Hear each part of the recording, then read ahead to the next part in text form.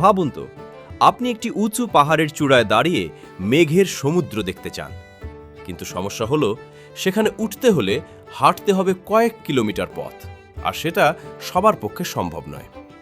ঠিক এই সমস্যার সমাধান করতেই চীন এমন এক কাজ করেছে যা শুনলে অনেকেই অবাক হয়ে যান।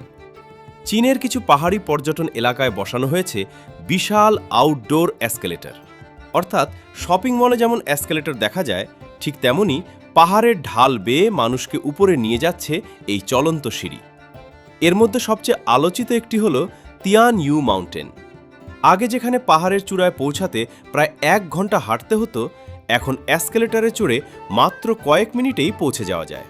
ফলে বয়স্ক মানুষ, শিশু কিংবা শারীরিকভাবে দুর্বল পর্যটকরাও সহজে পাহাড়ের সৌন্দর্য উপভোগ করতে পারছেন।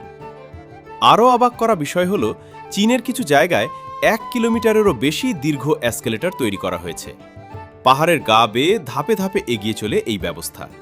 এতে পর্যটকদের সময় ও শক্তি দুটোই বাঁচে। তবে এই উদ্যোগ নিয়ে বিতর্কও কম নয়।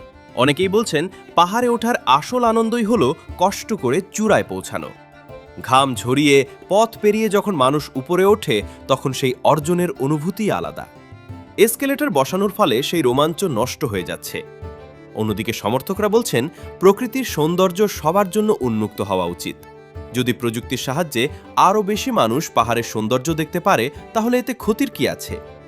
মজার ব্যাপার হলো, এই এসকেলেটরগুলো সামাজিক যোগাযোগ মাধ্যমে ব্যাপক ভাইরাল হয়েছে। কেউ একে ভবিষ্যতের পর্যটন বলছেন, আবার কেউ বলছেন এটি পাহাড়কে শপিং মলে পরিণত করার মতো।